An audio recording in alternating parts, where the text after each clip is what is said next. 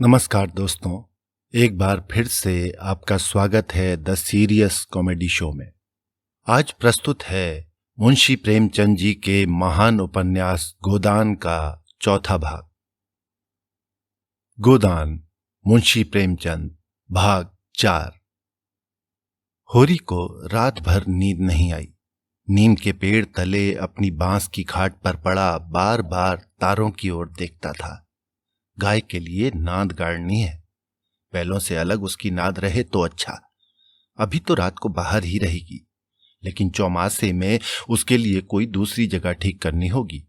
बाहर लोग नजर लगा देते हैं, कभी कभी तो ऐसा टोना टोटका कर देते हैं कि गाय का दूध ही सूख जाता है। थन में हाथ ही नहीं लगाने देती, लात मारती है। नहीं, बाहर बांधना ठीक नहीं, और बाहर नाद भी कौन गाड़ने देगा। कारिंदे साहब की नजर के लिए मुंह फुलाएंगे। छोटी छोटी बात के लिए राय साहब के पास फरियाद लेकर जाना भी तो ठीक नहीं। और कारिंदे के सामने मेरी सुनता कौन है। उनसे कुछ कहूं तो कारिंदा दुश्मन हो जाए। जल में रहकर मगर से बैर करना लड़कपन है। भीतर ही बांधूंगा। आंगन है तो छोटा सा, लेकिन एक मड़ैया डाल देने से काम चल जाएगा। अभी पहला ही बयान है, 5 सेर से कम तो क्या दूध देगी। सेर भर तो गोबर ही को चाहिए। रुपया दूध देखकर कैसी ललचाती रहती है। अब पिए जितना चाहे। कभी कभी 2-4 सेर मालिकों को दे आया करूंगा। कारिंदा साहब की भी पूजा करनी ही होगी, और भोला के रुपये भी दे ही देना चाहिए। सगाई के ढकोसले में उसे क्यों डालूं।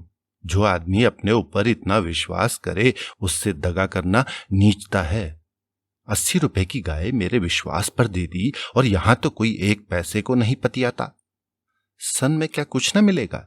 अगर 25 रुपए भी दे दूं तो भोला को ढाढ़स हो जाए। धनिया से नाहक बता दिया। चुपके से गाय लाकर बांध देता तो चकरा जाती। लगती पूछने, किसकी गाय है, कहां से लाए हो। खूब दिख करके तब बताता। लेकिन जब पेट में बात बचे भी, कभी 2-4 पैसे ऊपर से आ जाते हैं, उनको भी तो नहीं छिपा सकता। और ये अच्छा भी है, उसे घर की चिंता रहती है। अगर उसे मालूम हो जाए कि इनके पास भी पैसे रहते हैं तो फिर नखरे बघारने लगे। गोबर जरा आलसी है। नहीं, मैं गौ की ऐसी सेवा करता कि जैसी चाहिए। आलसी वालसी कुछ नहीं है। इस उम्र में कौन आलसी नहीं होता। मैं भी दादा के सामने मटर गश्ती ही किया करता था। बेचारे पहर रात से कुट्टी काटने लगते, कभी द्वार पर झाड़ू लगाते, कभी खेत में खाद फेंकते। मैं पड़ा सोता रहता। कभी जगा देते तो मैं बिगड़ जाता और घर छोड़कर भाग जाने की धमकी देता था।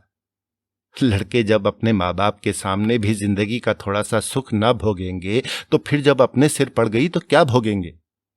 दादा के मरते ही क्या मैंने घर नहीं संभाल लिया। सारा गांव यही कहता था कि होरी घर बर्बाद कर देगा, लेकिन सिर पर बोझ पड़ते ही मैंने ऐसा चोला बदला कि लोग देखते रह गए। शोभा और हीरा अलग ही हो गए, नहीं आज इस घर की बात ही कुछ और होती। 3 हल एक साथ चलते, अब तीनों अलग अलग चलते हैं। बस समय का फेर है। धनिया का क्या दोष था। बेचारी जब से घर में आई कभी तो आराम से न बैठी। डोली से उतरते ही सारा काम सिर पर उठा लिया। अम्मा को पान की तरह फेरती रहती थी। जिसने घर के पीछे अपने को मिटा दिया, देवरानियों से काम करने को कहती थी तो क्या बुरा करती थी। आखिर उसे भी तो कुछ आराम मिलना चाहिए। लेकिन भाग्य में आराम लिखा होता तब तो मिलता। तब देवरों के लिए मरती थी, अब अपने बच्चों के लिए मरती है। वो इतनी सीधी, गमखोर और निर्छल न होती तो आज शोभा और हीरा जो मूंछों पर ताव देते फिरते हैं, कहीं भीख मांगते होते। आदमी कितना स्वार्थी हो जाता है। जिसके लिए लड़ो वही जान का दुश्मन हो जाता है। होरी ने फिर पूर्व की ओर देखा। शायद भिनसार हो रहा है। गोबर काहे को जागने लगा। नहीं, कह के तो यही सोया था कि मैं अंधेरे में ही चला जाऊंगा, जाकर नाद तो गाड़ दूं। लेकिन नहीं, जब तक गाय द्वार पर ना आ जाए नाद गाड़ना ठीक नहीं। कहीं भोला बदल गए या किसी और कारण से गाय न दी तो सारा गांव तालियां पीटने लगेगा। चले थे गाय लेने। पट्टे ने इतनी फुर्ती से नाद गाड़ दी मानो इसी की कसर थी। भोला है तो अपने घर का मालिक, लेकिन जब लड़के सयाने हो गए तो बाप की कौन चलती है। कामता और जंगी अकड़ जाएं तो क्या भोला अपने मन से गाय मुझे दे देंगे? कभी नहीं। सहसा गोबर चौंक कर उठ बैठा और आंखें मलता हुआ बोला, अरे ये तो भोर हो गया, तुमने नाद गाड़ दी दादा। होरी गोबर के सुगठित शरीर और चौड़ी छाती की ओर गर्व से देखकर और मन में ये सोचते हुए कि कहीं उसे गोरस मिलता तो कैसा पट्टा हो जाता, बोला, नहीं अभी नहीं गाड़ी, सोचा कहीं ना मिले तो नाहक भद्द हो। गोबर ने त्योरी चढ़ाकर कहा, मिलेगी क्यों नहीं? उसके मन में कोई चोर बैठ जाए। अरे चोर बैठे या डाकू, गाय तो उन्हें देनी ही पड़ेगी। गोबर ने और कुछ न कहा, लाठी कंधे पर रखी और चल दिया। होरी उसे जाते हुए देखता हुआ अपना कलेजा ठंडा करता रहा। अब लड़के की सगाई में देर न करनी चाहिए। 17वां लग गया, मगर करें कैसे? कहीं पैसे के भी दर्शन हो। जब से तीनों भाइयों में अलगोजा हो गया, घर की साख जाती रही। महतो लड़का देखने आते हैं पर घर की दशा देखकर मुंह फीका करके चले जाते हैं। 2-1 राजी भी हुए तो रुपये मांगते हैं। 200-300 लड़की का दाम चुकाए और इतना ही ऊपर से खर्च करे तब जाकर ब्याह हो। कहां से आवें इतने रुपये? रास खलिहान में तुल जाती है, खाने भर को भी नहीं बचता। ब्याह कहां से हो? और अब तो सोना ब्याहने योग्य हो गई। लड़के का ब्याह न हुआ न सही, लड़की का ब्याह न हुआ तो सारी बिरादरी में हंसी होगी। पहले तो उसी की सगाई करनी है, पीछे देखी जाएगी। एक आदमी ने आकर राम राम किया और पूछा, तुम्हारी कोठी में कुछ बांस होंगे? मैं तो। होरी ने देखा, दमड़ी भैंसोर सामने खड़ा है, नाटा काला, खूब मोटा, चौड़ा मुंह, बड़ी बड़ी मूछें, लाल आंखें, कमर में बांस काटने को कटार खोसे हुए। साल में 1-2 बार आकर चिकें, कुर्सियां, मोढ़े, टोकरियां आदि बनाने के लिए कुछ बांस काट ले जाता था। होरी प्रसन्न हो गया, मुट्ठी गर्म होने की कुछ आशा बंधी। चौधरी को ले जाकर अपनी तीनों कोठियां दिखाईं, मोल भाव किया और 25 रुपए सैकड़े में 50 बांसों का बयाना ले लिया। फिर दोनों लौटे। होरी ने उसे चिलम पिलाई, जलपान कराया और तब रहस्यमय भाव से बोला, मेरे बांस कभी 30 रुपए से कम में नहीं जाते, लेकिन तुम घर के आदमी हो, तुमसे क्या मोल भाव करता? तुम्हारा वो लड़का जिसकी सगाई हुई थी अभी परदेश से लौटा कि नहीं? चौधरी ने चिलम का दम लगाकर खांसते हुए कहा, उस लौंडे के पीछे तो मर मिटा महतो। जवान बहू घर में बैठी थी और वो बिरादरी की एक दूसरी औरत के साथ परदेश में मौज करने चल दिया। बहू भी दूसरे के साथ निकल गई। बड़ी नाकिस जात है महतो, किसी की नहीं होती। कितना समझाया कि तू जो चाहे खा, जो चाहे पहन, मेरी नाक न कटवा, मुदा कौन सुनता है? औरत को भगवान सब कुछ दे, रूप न दे, नहीं वो काबू में नहीं रहती। कोठियां तो बढ़ गई होंगी। होरी ने आकाश की ओर देखा और मानो उसकी महानता में उड़ता हुआ बोला, सब कुछ बन गया चौधरी। जिनको लड़कों की तरह पाला पोसा वो अब बराबर के हिस्सेदार हैं, लेकिन भाई का हिस्सा खाने की अपनी नीयत नहीं है। इधर तुमसे रुपये मिलेंगे, उधर दोनों भाइयों को बांट दूंगा। 4 दिन की जिंदगी में क्या किसी से छल कपट करूं? नहीं कह दूं कि 20 रुपए सैकड़े में बेचे हैं तो उन्हें क्या पता चलेगा? तुम उनसे कहने थोड़ी ही जाओगे। तुम्हें तो मैंने बराबर अपना भाई समझा है। व्यवहार में हम भाई के अर्थ का कितना ही दुरुपयोग करें, लेकिन उसकी भावना में जो पवित्रता है वो हमारी कालिमा से कभी मलिन नहीं होती। होरी ने अप्रत्यक्ष रूप से ये प्रस्ताव करके चौधरी के मुंह की ओर देखा कि वो स्वीकार करता है या नहीं।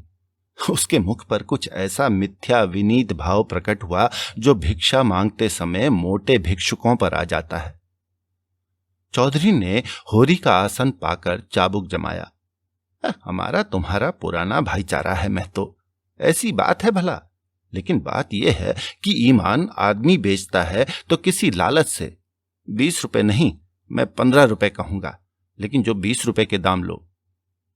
होरी ने खिसियाकर कहा, तुम तो चौधरी अंधेर करते हो। 20 रुपए में कहीं ऐसे बांस जाते हैं? ऐसे क्या, इससे अच्छे बांस जाते हैं 10 रुपए पर।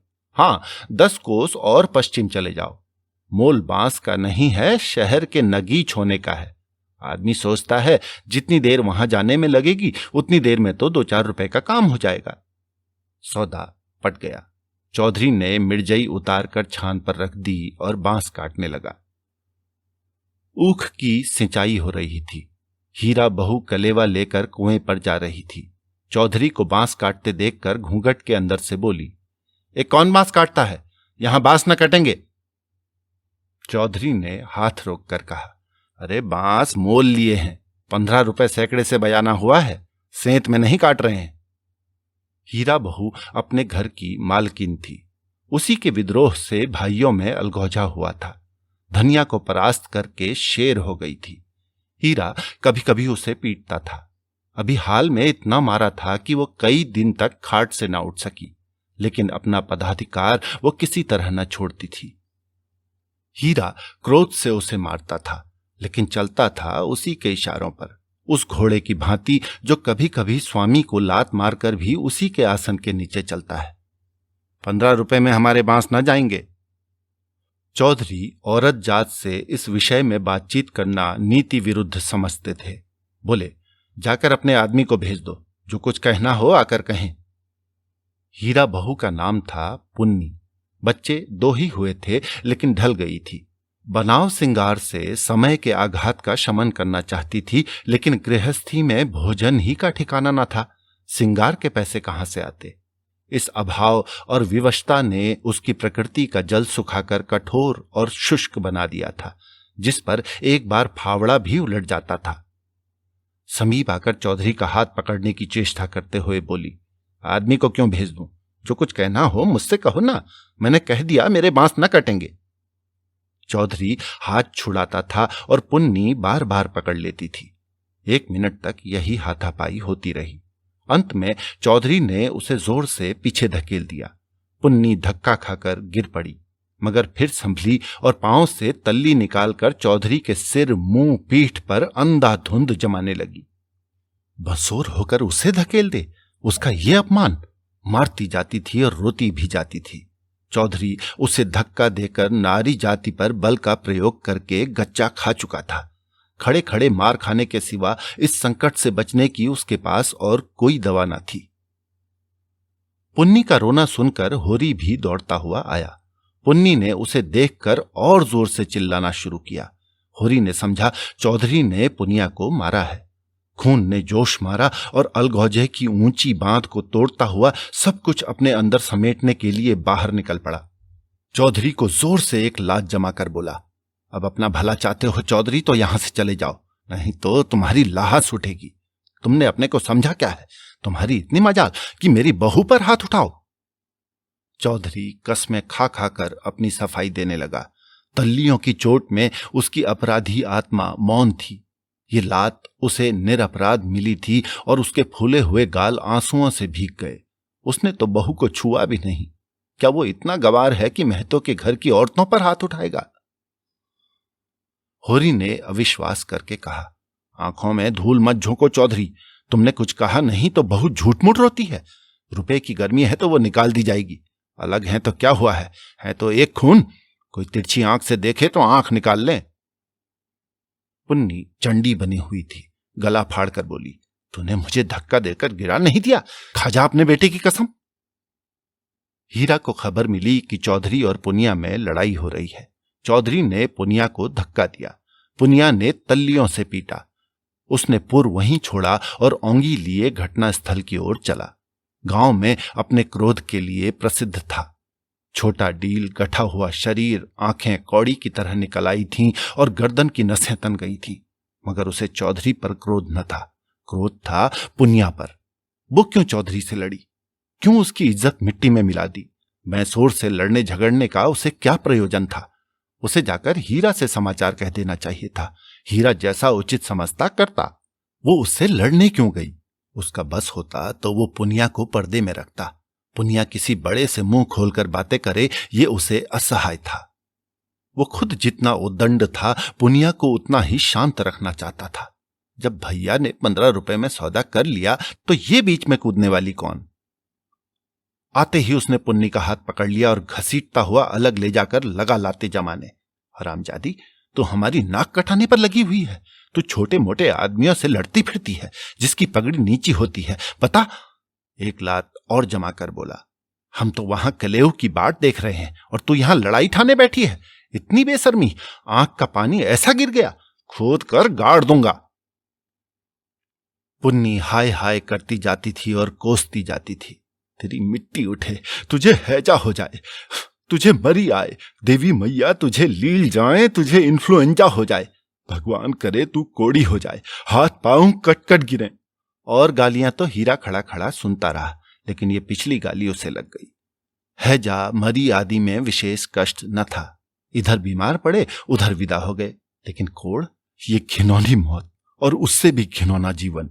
वो तिलमिला उठा, दांत पीसता हुआ पुनिया पर झपटा और झोंटे पकड़कर फिर उसका सर जमीन पर रगड़ता हुआ बोला, हाथ पांव कटकर गिर जाएंगे तो मैं तुझे लेकर चाटूंगा। तू ही मेरे बाल बच्चों को पालेगी, हैं? तू ही इतनी बड़ी गृहस्थी चलाएगी? तू तो दूसरा भतार करके किनारे खड़ी हो जाएगी। चौधरी को पुनिया की इस दुर्गति पर दया आ गई। हीरा को उदारतापूर्वक समझाने लगा, हीरा महतो, अब जाने दो, बहुत हुआ। क्या हुआ, बहू ने मुझे मारा, मैं तो छोटा नहीं हो गया। धन्य भाग की भगवान ने ये दिन तो दिखाया। हीरा ने चौधरी को डांटा, तुम चुप रहो चौधरी, नहीं मेरे क्रोध में पड़ जाओगे तो बुरा होगा। औरत जात इसी तरह बकती है। आज तो तुमसे लड़ गई, कल को दूसरों से लड़ जाएगी। तुम भले मानस हो, हंसकर टाल गए, दूसरा तो बर्दाश्त न करेगा। कहीं उसने भी हाथ छोड़ दिया तो कितनी आबरू रह जाएगी बताओ। इस ख्याल ने उसके क्रोध को फिर भड़काया। लपका था कि होरी ने दौड़कर पकड़ लिया और उसे पीछे हटाते हुए बोला, अरे हो तो गया, देख तो लिया दुनिया ने कि बहादुर हो, अब क्या उसे पीस कर पी जाओगे? हीरा अब भी बड़े भाई का अदब करता था, सीधे सीधे न लड़ता था। चाहता तो एक झटके में अपना हाथ छुड़ा लेता, लेकिन इतनी बेअदबी न कर सका। चौधरी की ओर देखकर बोला, अब खड़े क्या ताकते हो, जाकर अपने बांस काटो, मैंने सही कर दिया, 15 रुपए सैकड़े में तय है। कहां तो पुन्नी रो रही थी, कहां झपक कर उठी और अपना सर पीट कर बोली, लगा दे घर में आग, मुझे क्या करना है, भाग फूट गया है कि तुम जैसे कसाई के पाले पड़ी, लगा दे घर में आग। उसने कलेव की टोकरी वहीं छोड़ दी और घर की ओर चली। हीरा गर्जा, वहां कहां जाती है, चल कुएं पर, नहीं तो खून पी जाऊंगा। पुनिया के पांव रुक गए। इस नाटक का दूसरा अंक न खेलना चाहती थी। चुपके से टोकरी उठाकर रोती हुई कुएं की ओर चली। हीरा भी पीछे पीछे चला। होरी ने कहा, अरे अब फिर और मारधाड़ न करना, इससे औरत बेशरम हो जाती है। धनिया ने द्वार पर आकर हांक लगाई, तुम वहां खड़े खड़े क्या तमाशा देख रहे हो, कोई तुम्हारी सुनता भी है कि यूं ही शिक्षा दे रहे हो? उस दिन इसी बहू ने तुम्हें घूंघट की आड़ में दाढ़ी जार कहा था, भूल गए? बहुरिया होकर पराये मर्दों से लड़ेगी तो डांटी न जाएगी। होरी द्वार पर आकर नटखटपन के साथ बोला, और जो मैं इसी तरह तुम्हें मारूं? क्या कभी मारा नहीं है जो मारने की साध बनी हुई है? इतनी बेदर्दी से मारता तो तू घर छोड़कर भाग जाती। पुनिया बड़ी गमखोर है। ओहो, ऐसे ही तो बड़े दर्द वाले हो, अभी तक मार का दाग बना हुआ है। हीरा मारता है तो दुलारता भी है। तुमने खाली मारना सीखा, दुलार करना सीखा ही नहीं। मैं ही ऐसी हूं कि तुम्हारे साथ निभाह हुआ। अच्छा रहने दे, तू अपना बखान न कर। तू ही रूठ रूठ कर नहर भागती थी। जब महीनों खुशामद करता था तब जाकर आती थी। जब अपनी गरज सताती थी तब मनाने आते थे लाला, मेरे दुलार से नहीं जाते थे। इसी से तो मैं सबसे तेरा बखान करता हूं। वैवाहिक जीवन के प्रभात में लालसा अपनी गुलाबी मादकता के साथ उदय होती है और हृदय के सारे आकाश को अपने माधुर्य की सुनहरी किरणों से रंजित कर देती है। फिर मध्याह्न का प्रखर ताप आता है। क्षण क्षण पर बगुले उठते हैं और पृथ्वी कांपने लगती है। लालसा का सुनहरा आवरण हट जाता है और वास्तविकता अपने नग्न रूप में सामने आ खड़ी होती है। उसके बाद विश्राममय संध्या आती है, शीतल और शांत, जब हम थके हुए पथिकों की भांति दिन भर की यात्रा का वृतांत कहते और सुनते हैं तटस्थ भाव से, मानो हम किसी ऊंचे शिखर पर जा बैठे हैं जहां नीचे का जनरव हम तक नहीं पहुंचता। धनिया ने आंखों में रस भर कर कहा, चलो चलो बड़े बखान करने वाले, जरा सा कोई काम बिगड़ जाए तो गर्दन पर सवार हो जाते हो। होरी ने मीठे उलाहने के साथ कहा, ले अब यही तेरी बेइंसाफी मुझे अच्छी नहीं लगती धनिया।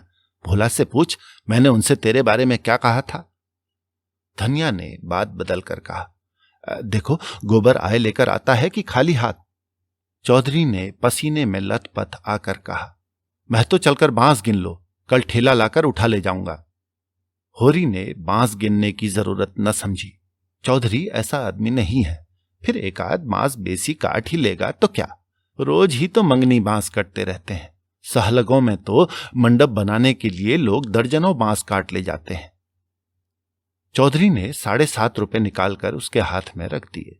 होरी ने गिन कर कहा, और निकालो, हिसाब से 2.5 और होते हैं। चौधरी ने बेमुरव्वती से कहा, 15 रुपए में तय हुए हैं कि नहीं?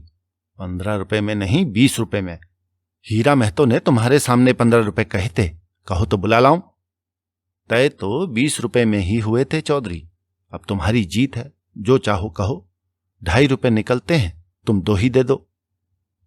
मगर चौधरी कच्ची गोलियां न खेला था, अब उसे किसका डर? होरी के मुंह में तो ताला पड़ा हुआ था, क्या कहे, माथा ठोक कर रह गया।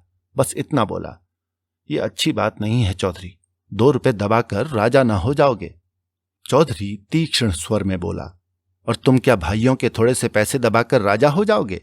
2.5 रुपए पर अपना ईमान बिगाड़ रहे थे, उस पर मुझे उपदेश देते हो। अभी पर्दा खोल दूं तो सर नीचा हो जाए। होरी पर जैसे सैकड़ों जूते पड़ गए। चौधरी तो रुपये सामने जमीन पर रखकर चला गया, पर वो नीम के नीचे बैठा बड़ी देर तक पछताता रहा। वो कितना लोभी और स्वार्थी है, इसका उसे आज पता चला। चौधरी ने 2.5 रुपए दे दिए होते तो वो खुशी से कितना फूल उठता। अपनी चालाकी को सराहता कि बैठे बैठाए 2.5 रुपए मिल गए।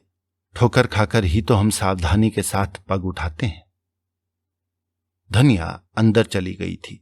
बाहर आई तो रुपये जमीन पर पड़े देखे, गिनकर बोली, और रुपए क्या हुए? 10 न चाहिए? होरी ने लंबा मुंह बनाकर कहा, हीरा ने 15 रुपए में दे दिए तो मैं क्या करता? हीरा 5 रुपए में दे दे, हम नहीं देते इन दामों। अरे वहां मारपीट हो रही थी, मैं बीच में क्या बोलता?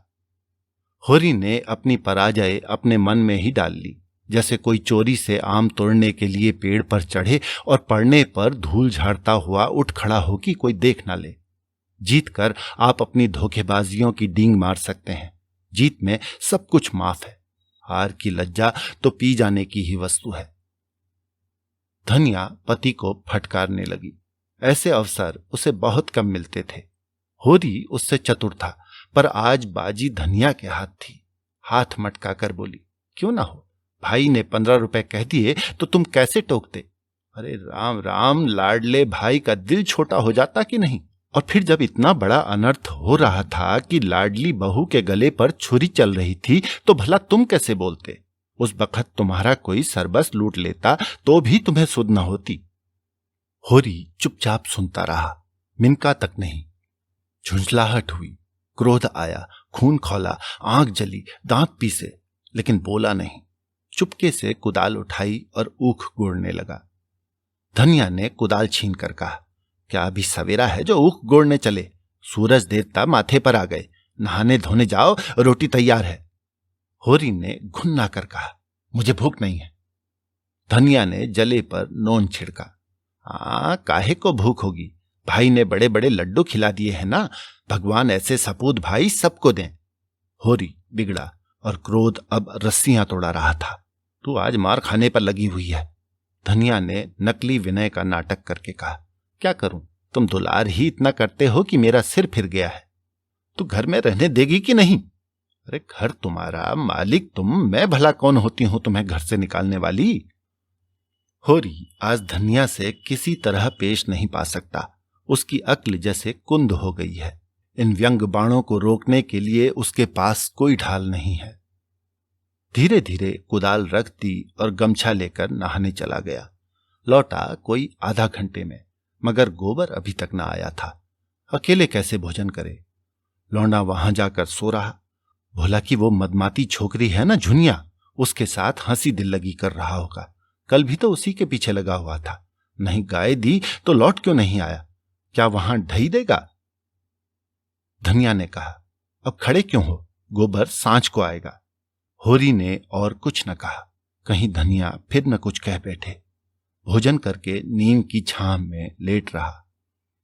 रूपा रोती हुई आई, नंगे बदन एक लंगोटी लगाए, झबरे बाल इधर उधर बिखरे हुए, होरी की छाती पर लौट गई। उसकी बड़ी बहन सोना कहती है, गाय आएगी तो उसका गोबर मैं पाथूंगी। सोना ऐसी कहां की बड़ी रानी है कि सारा गोबर आप पाट डाले?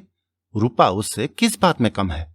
सोना रोटी पकाती है तो क्या रूपा बर्तन नहीं मांजती? सोना पानी लाती है तो क्या रूपा कुएं पर रस्सी नहीं ले जाती?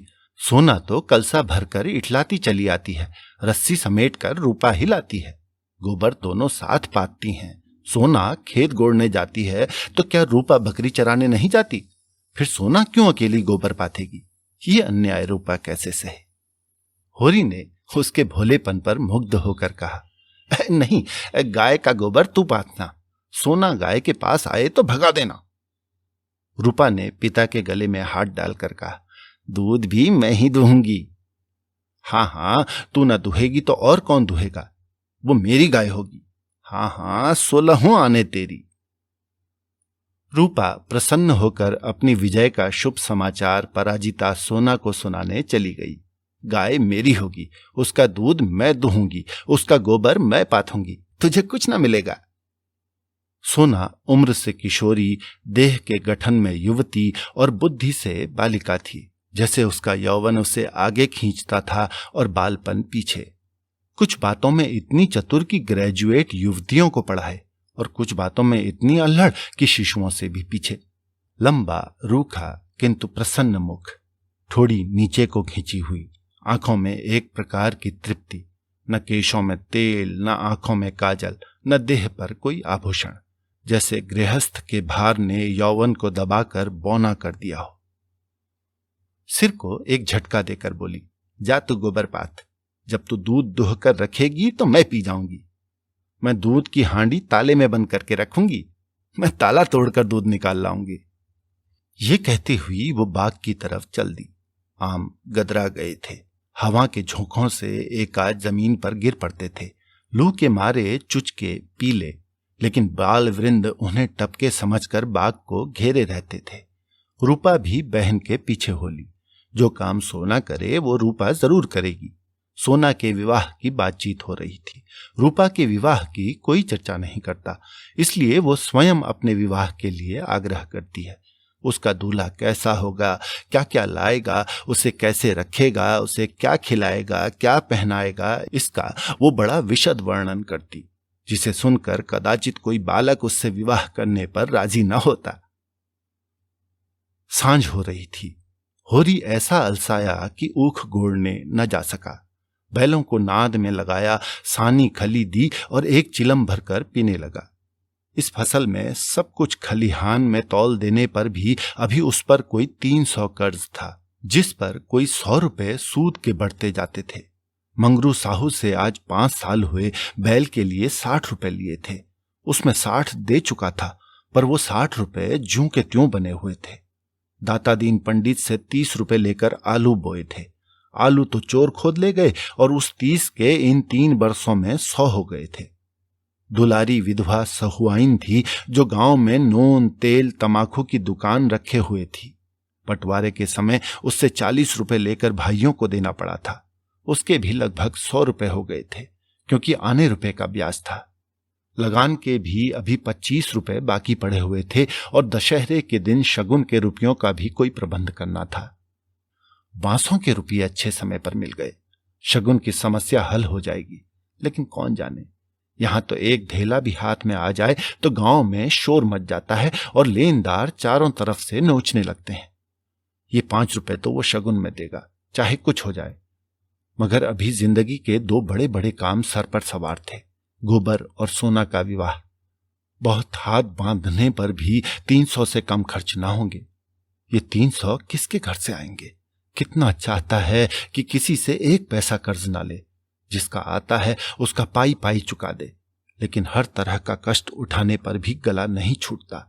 इसी तरह सूद बढ़ता जाएगा और एक दिन उसका घर द्वार सब नीलाम हो जाएगा। उसके बाल बच्चे निराश्रय होकर भीख मांगते फिरेंगे। होरी जब काम धंधे से छुट्टी पाकर चिलम पीने लगता था तो ये चिंता एक काली दीवार की भांति चारों ओर से घेर लेती थी। जिसमें से निकलने की उसे कोई गली न सूझती थी। अगर संतोष था तो यही कि ये विपत्ति अकेले उसी के सर पर न थी। प्रायः सभी किसानों का यही हाल था। अधिकांश की दशा तो उससे भी बदतर थी। शोभा और हीरा को तो उससे अलग हुए अभी कुछ 3 साल हुए थे, मगर दोनों पर 400 का बोझ लद गया। झिंगुर 2 हल की खेती करता है, उस पर 1000 से कुछ बेसी ही देना है। जियावन महतो के घर भिखारी भीख भी नहीं पाता, लेकिन कर्जे का कोई ठिकाना नहीं। यहां कौन बचा है? सहसा सोना और रूपा दोनों दौड़ी हुई आईं और एक साथ बोली, भैया गाय ला रहे हैं, आगे आगे गाय और पीछे पीछे भैया हैं। रूपा ने पहले गोबर को आते देखा था। यह खबर सुनाने की सुर्खरुई उसे मिलने चाहिए थी। सोना बराबर की हिस्सेदार हुए जाती है, यह उससे कैसे सहा जाता। उसने आगे बढ़कर कहा, पहले मैंने देखा था, तभी दौड़ी, बहन ने तो पीछे से देखा। सोना इस दावे को स्वीकार न कर सकी। बोली, तूने भैया को कहां पहचाना? तू तो कहती थी कोई गाय भागी आ रही है। मैंने ही कहा भैया हैं। दोनों फिर बाग की तरफ दौड़ी, गाय का स्वागत करने के लिए। धनिया और होरी दोनों गाय बांधने का प्रबंध करने लगे। होरी बोला, चलो जल्दी से नाद गाड़ दें। धनिया के मुख पर जवानी चमक उठी थी। नहीं, पहले थाली में थोड़ा सा आटा और गुड़ घोल कर रख दें। बेचारी धूप में चली होगी, प्यासी होगी। तुम जाकर नाद गाड़ो, मैं घोलती हूं। कहीं एक घंटी पड़ी थी, उसे ढूंढ ले, उसके गले में बांधेंगे। सोना कहाँ गई? सहुआइन की दुकान से थोड़ा सा काला डोरा मंगवा लो, गाय को नजर बहुत लगती है। आज मेरे मन की बड़ी भारी लालसा पूरी हो गई। धनिया अपने हार्दिक उल्लास को दबाए रखना चाहती थी। इतनी बड़ी संपदा अपने साथ कोई नई बाधा न लाए, शंका उसके निराश हृदय में कंपन डाल रही थी। आकाश की ओर देखकर बोली, गाय के आने का आनंद तो तब है जब उसका पौरा भी अच्छा हो। भगवान के मन की बात है। मानो वो भगवान को भी धोखा देना चाहती थी। भगवान को भी दिखाना चाहती थी कि इस गाय के आने से उसे इतना आनंद नहीं हुआ कि ईर्ष्यालु भगवान सुख का पलड़ा ऊंचा करने के लिए कोई नई विपत्ति भेज दें। वो अभी आटा घोल ही रही थी कि गोबर गाय को लिए बालकों के एक जुलूस के साथ द्वार पर पहुंचा। होरी दौड़कर गाय के गले से लिपट गया। धनिया ने आटा छोड़ दिया और जल्दी से एक पुरानी साड़ी का काला किनारा फाड़कर गाय के गले में बांध दिया। होरी श्रद्धा विहल नेत्रों से गाय को देख रहा था, मानो साक्षात देवी जी ने घर में पदार्पण किया हो।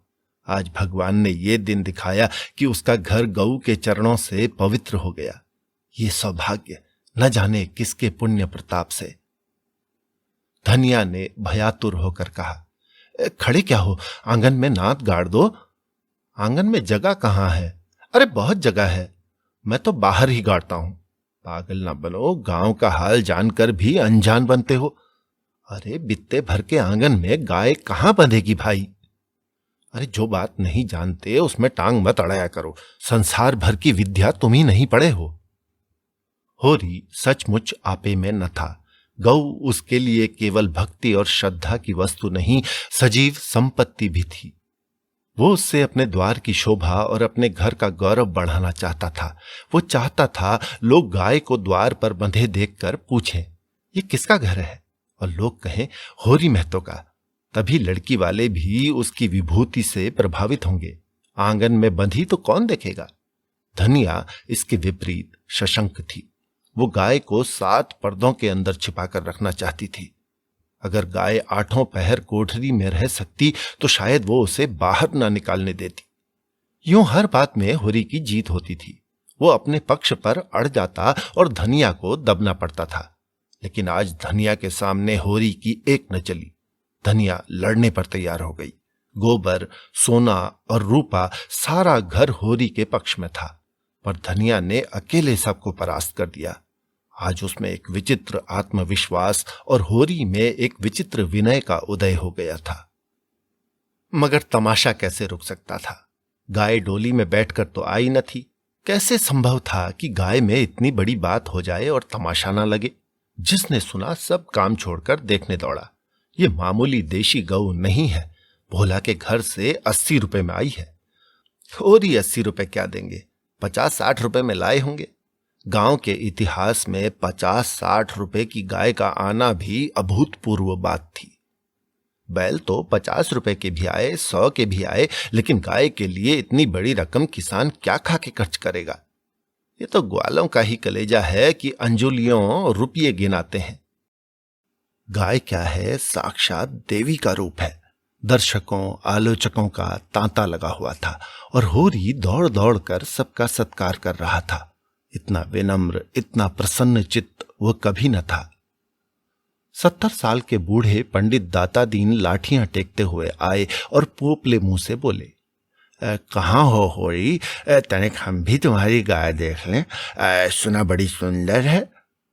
होरी ने दौड़कर पालागन किया और मन में अभिमानमय उल्लास का आनंद उठाता हुआ बड़े सम्मान से पंडित जी को आंगन में ले गया। महाराज ने गऊ को अपनी पुरानी अनुभवी आंखों से देखा। सींगें देखीं, थन देखा, पुट्ठा देखा और घनी सफेद भौहों के नीचे छुपी हुई आंखों में जवानी की उमंग भरकर बोले, कोई दोष नहीं बेटा, बाल भौरी सब ठीक। भगवान चाहेंगे तो तुम्हारे भाग खुल जाएंगे। ऐसे अच्छे लक्षण हैं कि वाह, बस रातिब न कम होने पाए। एक एक बाछा 100-100 का होगा। होरी ने आनंद के सागर में डुबकियां खाते हुए कहा, सब आपका आशीर्वाद है दादा। दाता दीन ने सुरती की पीक थूकते हुए कहा, मेरा आशीर्वाद नहीं है बेटा, भगवान की दया है। ये सब प्रभु की दया है। रुपये नकद दिए?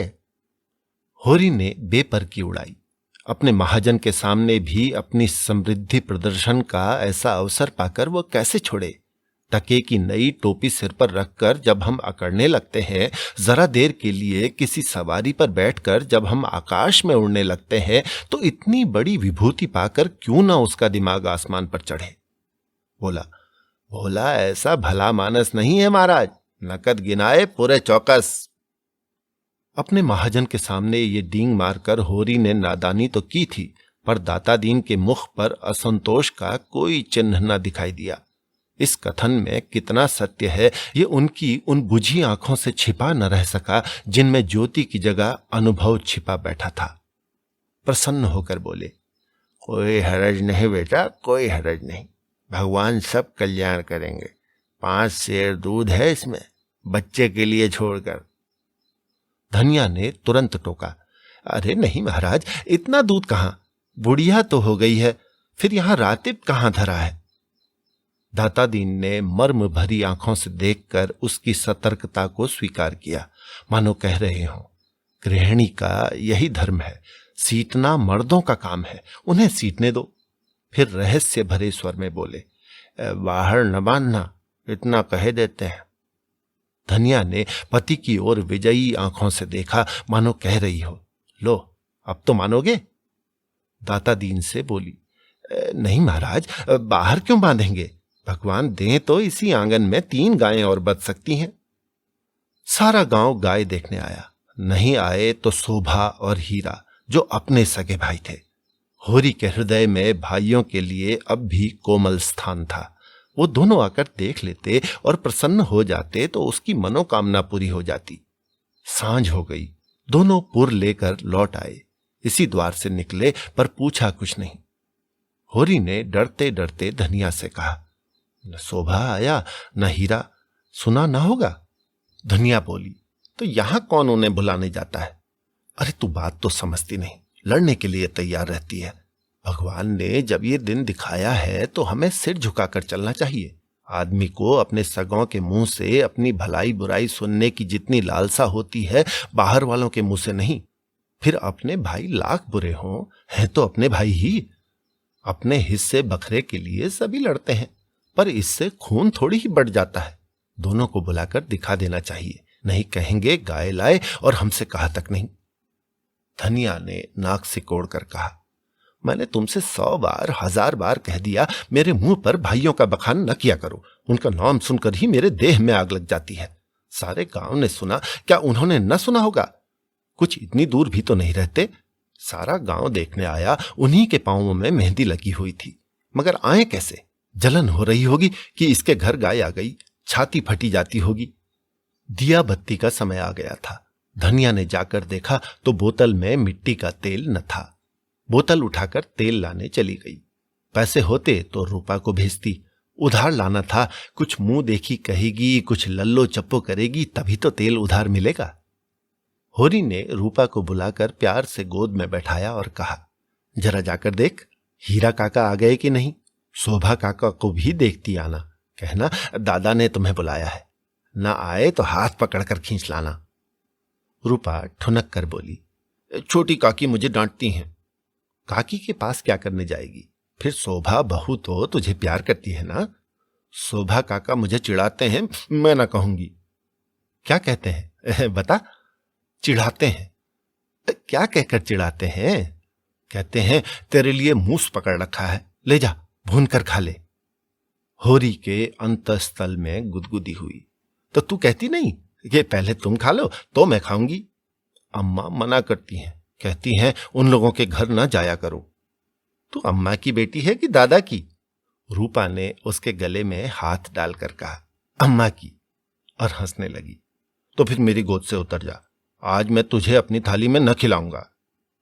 घर में एक ही फूल की थाली थी। होरी उसी थाली में खाता था।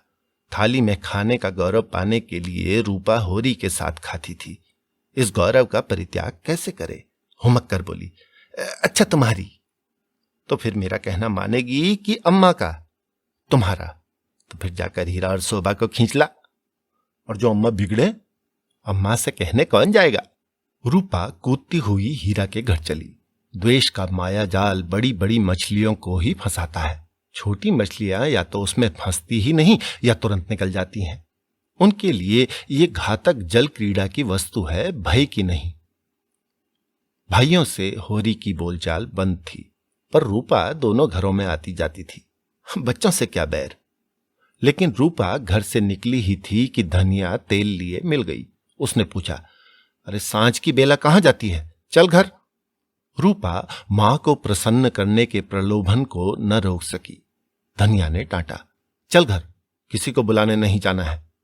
रूपा का हाथ पकड़े हुए वो घर आई और होरी से बोली, मैंने तुमसे 1000 बार कह दिया कि मेरे लड़कों को किसी के घर न भेजा करो। किसी ने कुछ कर करा दिया तो मैं तुम्हें लेकर चाटूंगी। ऐसा ही बड़ा प्रेम है तो आप क्यों नहीं जाते, अभी पेट नहीं भरा जान पड़ता। होरी नाद जमा रहा था। हाथ में मिट्टी लपेटे हुए अज्ञान का अभिनय करके बोला, किस बात पर बिगड़ती है भाई। ये तो अच्छा नहीं लगता कि अंधे कुकर की तरह हवा को भूखा करें। धनिया को कुप्पी में तेल डालना था। इस समय झगड़ा न बढ़ाना चाहती थी। रूपा भी लड़कों में जा मिली। पहर रात से ज्यादा जा चुकी थी। नाद गड़ चुकी थी। सानी और खली डाल दी गई थी। गाय मन मारे उदास बैठी थी, जैसे कोई वधू ससुराल आई हो। नाद में मुंह तक न डालती थी। होरी और गोबर खाकर आधी आधी रोटियां उसके लिए लाए, पर उसने सूंघा तक नहीं। मगर ये कोई नई बात न थी। जानवरों को भी बहुधा घर छूट जाने का दुख होता है। होरी बाहर खाट पर बैठकर चिलम पीने लगा तो फिर भाइयों की याद आई। नहीं, आज इस शुभ अवसर पर वो भाइयों की उपेक्षा नहीं कर सकता। उसका हृदय ये विभूति पाकर विशाल हो गया था। भाइयों से अलग हो गया है तो क्या हुआ, उनका दुश्मन तो नहीं है। यही गाय 3 साल पहले आई होती तो सभी का उस पर बराबर अधिकार होता, और कल को यही गाय दूध देने लगेगी तो क्या वो भाइयों के घर दूध न भेजेगा या दही न भेजेगा। ऐसा तो उसका धर्म नहीं है। भाई उसका बुरा चेते, वो क्यों उनका बुरा चेते। अपनी अपनी करनी तो अपने अपने साथ है। उसने नारियल खाट के पाए से लगा दिया और हीरा के घर की ओर चला। शोभा का घर भी उधर ही था। दोनों अपने अपने द्वार पर लेटे हुए थे। काफी अंधेरा था। होरी पर उनमें से किसी की निगाह न पड़ी। दोनों में कुछ बातें हो रही थीं। होरी ठिठक गया और उनकी बातें सुनने लगा। ऐसा आदमी कहां है जो अपनी चर्चा सुनकर टाल जाए। हीरा ने कहा, जब तक एक में थे एक बकरी तक न ली, अब पछाई गाय ली जाती है। भाई का हक मारकर किसी को फलते फूलते नहीं देखा। शोभा बोला, ये तुम अन्याय कर रहे हो हीरा। भैया ने एक एक पैसे का हिसाब दे दिया था। ये मैं कभी ना मानूंगा कि उन्होंने पहले की कमाई छुपा रखी थी। तो मानो चाहे न मानो, ये पहले की ही कमाई है। किसी पर झूठा इल्जाम न लगाना चाहिए। अच्छा, तो ये रुपये कहां से आए? कहां से हुन बरस पड़ा? उतने ही खेत तो हमारे पास भी हैं, उतनी ही उपज हमारी भी है। फिर क्यों हमारे पास कफन को कौड़ी नहीं और उनके घर नई गाय आती है? उधार लाए होंगे। भोला उधार देने वाला आदमी नहीं है। कुछ भी हो, गाय है बड़ी सुंदर। गोबर लिए जाता था तो मैंने रास्ते में देखा। बेईमानी का धन जैसे आता है ना, वैसे ही जाता है। भगवान चाहेंगे तो बहुत दिन गाय घर में न रहेगी। होरी से और न सुना गया। वो बीती बातों को बिसार कर अपने हृदय में स्नेह और सौहार्द भरकर भाइयों के पास आया था। इस आघात ने जैसे उसके हृदय में छेद कर दिया और वो रस भाव उसमें किसी तरह नहीं टिक रहा था। लत्ते और चिथड़े ठूंस कर अब उस प्रवाह को नहीं रोक सकता। जी में एक उबाल आया कि उसी क्षण इस आक्षेप का जवाब दे, लेकिन बात बढ़ जाने के भय से चुप रह गया। अगर उसकी नीयत साफ है तो कोई कुछ नहीं कर सकता। भगवान के सामने वो निर्दोष है। दूसरों की उसे परवाह नहीं। उल्टे पांव लौट आया और वो जला हुआ तंबाकू पीने लगा, लेकिन जैसे वो विष प्रतिक्षण उसकी धमनियों में फैलता जाता था। उसने सो जाने का प्रयास किया, पर नींद ना आई। बैलों के पास जाकर उन्हें सहलाने लगा। विष शांत न हुआ। दूसरी चिलम भरी, लेकिन उसमें भी कुछ रस न था। विष ने जैसे चेतना को आक्रांत कर दिया हो। जैसे नशे में चेतना एकांगी हो जाती है, जैसे फैला हुआ पानी एक दिशा में बहकर वेगवान हो जाता है, वही मनोवृत्ति उसकी हो रही थी। इसी उन्माद की दशा में वो अंदर गया। अभी द्वार खुला हुआ था। आंगन में एक किनारे चटाई पर लेटी हुई धनिया सोना से देह दबवा रही थी और रूपा, जो रोज सांझ होते ही सो जाती थी, आज खड़ी गाय का मुंह सहला रही थी। होरी ने जाकर गाय को खूंटे से खोल लिया और द्वार की ओर ले चला। वो इसी वक्त गाय को भोला के घर पहुंचाने का दृढ़ निश्चय कर चुका था। इतना बड़ा कलंक सर पर लेकर अब वो गाय को घर में नहीं रख सकता, किसी तरह नहीं। धनिया ने पूछा, अरे कहां लिए जाते हो रात को? होरी ने एक पग बढ़ाकर कहा, ले जाता हूं भोला के घर, लौटा दूंगा। धनिया को विस्मय हुआ। उठाकर सामने आ गई और बोली, लौटा क्यों दोगे? लौटाने के लिए ही लाए थे। हां, इसे लौटा देने में ही कुशल है। क्यों, बात क्या है?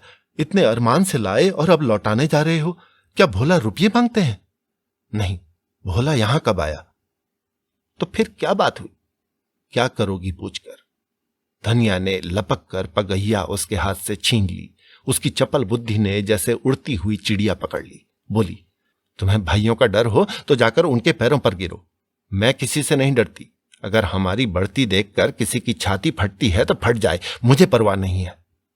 होरी ने विनीत स्वर में कहा, धीरे धीरे बोल महारानी, कोई सुन ले तो कहे ये सब इतनी रात गए लड़ रहे हैं। मैं अपने कानों से क्या सुनाया हूं तू क्या जाने। यहां चर्चा हो रही है कि मैंने अलग होते समय रुपये दबा लिए थे और भाइयों को धोखा दिया था। वही रुपये अब निकल रहे हैं। हीरा कहता होगा। सारा गांव कह रहा है। हीरा को क्यों बदनाम करूं? सारा गांव नहीं कह रहा है, अकेला हीरा कह रहा है। मैं अभी जाकर पूछती हूं ना कि तुम्हारे बाप कितने रुपए छोड़कर मरे थे। दाढ़ी जारों के पीछे हम बर्बाद हो गए, सारी जिंदगी मिट्टी में मिला दी, पाल पोस कर संडा किया और अब हम बेईमान हैं। मैं कह देती हूं, अगर गाय घर से बाहर निकली तो अनर्थ हो जाएगा। रख लिए हमने रुपये, दबा लिए, बीच खेत दबा दिए। टंके की चोट कहती हूं, मैंने हंडे पर असरफियां छिपा ली। हीरा और शोभा और संसार को जो करना हो कर ले, क्यों ना रुपये रख ले। दो सन्नों का ब्याह नहीं किया, गौना नहीं किया। होरी सिटपिटा गया। धनिया ने उसके हाथ से पगहिया छीन ली और गाय को खूंटे से बांधकर द्वार की ओर चली। होरी ने उसे पकड़ना चाहा, पर वो बाहर जा चुकी थी। वहीं सिर थाम कर बैठ गया। बाहर उसे पकड़ने की चेष्टा करके वो कोई नाटक नहीं दिखाना चाहता था। धनिया के क्रोध को खूब जानता था। बिगड़ती है तो चंडी हो जाती है। मारो काटो सुनेगी नहीं। लेकिन हीरा भी तो एक ही गुस्सेवर है, कहीं हाथ चला दे तो परलय ही हो जाए। नहीं, हीरा इतना मूर्ख नहीं है। मैंने कहां से कहां यह आग लगा दी। उसे अपने आप पर क्रोध आने लगा। बात मन में रख लेता तो क्यों ये टंटा खड़ा होता। सहसा धनिया का कर्कश स्वर कान में आया, हीरा की गरज भी सुन पड़ी। फिर पुन्नी की पैनी पीक भी कानों में चुभी। सहसा उसे गोबर की याद आई। बाहर लपक कर उसकी घाट देखी। गोबर वहां न था। गजब हो गया, गोबर भी वहां पहुंच गया। अब कुशल नहीं, उसका नया खून है, न जाने क्या कर बैठे। लेकिन होरी वहां कैसे जाए? हीरा कहेगा आप तो बोलते नहीं, जाकर इस डाइन को लड़ने के लिए भेज दिया। कोलाहल प्रतिक्षण प्रचंड होता जाता था। सारे गांव में जाग पड़ गई। मालूम होता था कहां आग लग गई है और लोग खाट से उठ उठ बुझाने दौड़े जा रहे हैं। इतनी देर तक तो वो जब्त किए बैठा रहा। फिर न रहा गया। धनिया पर क्रोध आया। वो क्यों चढ़कर लड़ने गई? अपने घर में आदमी न जाने किसको क्या क्या कहता है। जब तक कोई मुंह पर बात न कहे यही समझना चाहिए कि उसने कुछ नहीं कहा। होरी की कृषक प्रकृति झगड़े से भागती थी। चार बातें सुनकर गम खा जाना इससे कहीं अच्छा है कि आपस में तनाजा हो। कहीं मारपीट हो जाए तो थाना पुलिस हो, बंधे बंधे फिरो, सबकी चिरौरी करो, अदालत की धूल फांको, खेती बाड़ी जहन्नुम में मिल जाए। उसका हीरा पर तो कोई बस न था, मगर धनिया को तो वो जबरदस्ती खींच ला सकता है। बहुत होगा, गालियां दे लेगी, एक दो दिन रूठी रहेगी, थाना पुलिस की नौबत तो न आएगी। जाकर हीरा के द्वार पर सबसे दूर दीवार की आड़ में खड़ा हो गया। एक सेनापति की भांति मैदान में आने से पहले परिस्थिति को अच्छी तरह समझ लेना चाहता था। अगर अपनी जीत हो रही है तो बोलने की कोई जरूरत नहीं, हार हो रही है तो तुरंत कूद पड़ेगा। देखा तो वहां 50 आदमी जमा हो गए हैं। पंडित दाता दीन, लाला पटेश्वरी, दोनों ठाकुर जो गांव के कर्ता घरता थे, सभी पहुंचे हुए हैं। धनिया का पल्ला हल्का हो रहा था। उसकी उग्रता जनमत को उसके विरुद्ध किए देती थी। वो रणनीति में कुशल न थी। क्रोध में ऐसी जलीकटी सुना रही थी कि लोगों की सहानुभूति उससे दूर होती जाती थी। वो गरज रही थी, तू हमें देखकर क्यों जलता है? हमें देखकर क्यों तेरी छाती फटती है? पाल पोस कर जवान कर दिया, ये उसका इनाम है। हमने न पाला होता तो आज कहीं भीख मांगते होते, रूख की छाह भी न मिलती। होरी को ये शब्द जरूरत से ज्यादा कठोर जान पड़े। भाइयों का पालना पोसना तो उसका धर्म था। उनके हिस्से की जायदाद तो उसके हाथ में थी। कैसे ना पालता पोसता? दुनिया में कहीं मुंह दिखाने लायक रहता? हीरा ने जवाब दिया, हम किसी का कुछ नहीं जानते। तेरे घर में कुत्तों की तरह एक टुकड़ा खाते थे और दिन भर काम करते थे। जाना ही नहीं कि लड़कपन और जवानी कैसी होती है। दिन भर सूखा गोबर बीना करते थे, उस पर भी तू बिना 10 गाली दिए रोटी न देती थी। तेरी जैसी राक्षसनी के हाथ में पड़कर जिंदगी तलख हो गई। धनिया और भी तेज हुई। जवान संभाल, नहीं जीभ खींच लूंगी। राक्षसिन तेरी औरत होगी। तू है किस फेर में मुंडी काटे, टुकड़े खोर, नमक हराम। दाता दीन ने टोका, इतना कटु वचन क्यों कहती है धनिया? नारी का धर्म है कि वो गम खाए। ये तो उजट है, क्यों उसके मुंह लगती है? लाला पटेश्वरी पटवारी ने उसका समर्थन किया। अरे बात का जवाब बात है, गाली नहीं। तूने लड़कपन में उसे पाला पोसा, लेकिन ये क्यों भूल जाती है कि उसकी जायदाद तेरे हाथ में थी? धनिया ने समझा सबके सब मिलकर मुझे नीचा दिखाना चाहते हैं। चौमुख लड़ाई लड़ने के लिए तैयार हो गई। अच्छा रहने दो लाला, मैं सबको पहचानती हूँ। इस गांव में रहते 20 साल हो गए, एक एक की नस पहचानती हूँ। मैं गाली दे रही हूँ, वो फूल बरसा रहा है। क्यों? दुलारी सहुआइन ने आग पर घी डाला। बाकी बड़ी गाल दराज औरत है भाई, मर्द के मुंह लगती है। होरी ही जैसा मर्द है कि इसका निबाह होता है। दूसरा मर्द होता तो एक दिन नपटती। अगर हीरा इस समय जरा नर्म हो जाता तो उसकी जीत हो जाती, लेकिन ये गालियां सुनकर आपे से बाहर हो गया। औरों को अपने पक्ष में देखकर वो कुछ शेर हो रहा था। गला फाड़कर बोला, चली जा मेरे द्वार से, नहीं जूतों से बात करूंगा। झूठा पकड़कर उखाड़ लूंगा। गाली देती है टाइन, बेटे का घमंड हो गया है। खून। पासा पलट गया। होरी का खून खौल उठा। बारूद में जैसे चिंगारी पड़ गई हो। आगे आकर बोला, अच्छा बस, अब चुप हो जाओ हीरा, अब नहीं सुना जाता। मैं इस औरत को क्या कहूं? जब मेरी पीठ में धूल लगती है तो इसी के कारण। न जाने क्यों इससे चुप नहीं रहा जाता। चारों ओर से हीरा पर बौछार पड़ने लगी। दाता दीन ने निर्लज्ज कहा, पटेश्वरी ने गुंडा बनाया, झिगुरी सिंह ने शैतान की उपाधि दी, दुलारी सहुआइन ने कपूत कहा। एक उदंड शब्द ने धनिया का पल्ला हल्का कर दिया था। दूसरे उग्र शब्द ने हीरा को गच्चे में डाल दिया। उस पर होरी के संयत वाक्य ने रही सही कसर भी पूरी कर दी। हीरा संभल गया। सारा गांव उसके विरुद्ध हो गया। अब चुप रहने में ही उसकी कुशल है। क्रोध के नशे में भी इतना होश उसे बाकी था। धनिया का कलेजा दूना हो गया। होरी से बोली, सुन लो कान खोल के, भाइयों के लिए मरते हो? ये भाई है? ऐसे भाई का मुंह न देखे, ये मुझे जूतों से मारेगा, खिला पिला। होरी ने डांटा, फिर क्यों बकबक करने लगी तू? अरे घर क्यों नहीं जाती? धनिया जमीन पर बैठ गई और आर्त स्वर में बोली, अब तो इसके जूते खा के ही जाऊंगी। जरा इसकी मर्दूमी देख लूं। कहां है गोबर? अब किस दिन काम आएगा? तू देख रहा है बेटा, तेरी मां को जूते मारे जा रहे हैं। यूं विलाप करके उसने अपने क्रोध के साथ होरी के क्रोध को भी क्रियाशील बना डाला। आग को फूंक फूंक कर उसमें ज्वाला पैदा कर दी। हीरा पराजित सा पीछे हट गया। पुन्नी उसका हाथ पकड़कर घर की ओर खींच रही थी। सहसा धनिया ने सिहनी की भांति झपट कर हीरा को इतने जोर से धक्का दिया कि वो धम से गिर पड़ा और बोली, कहां जाता है? जूते मार, मार जूते, देखूं तेरी मर्दूमी। होरी ने दौड़कर उसका हाथ पकड़ लिया और घसीटता हुआ घर ले चला।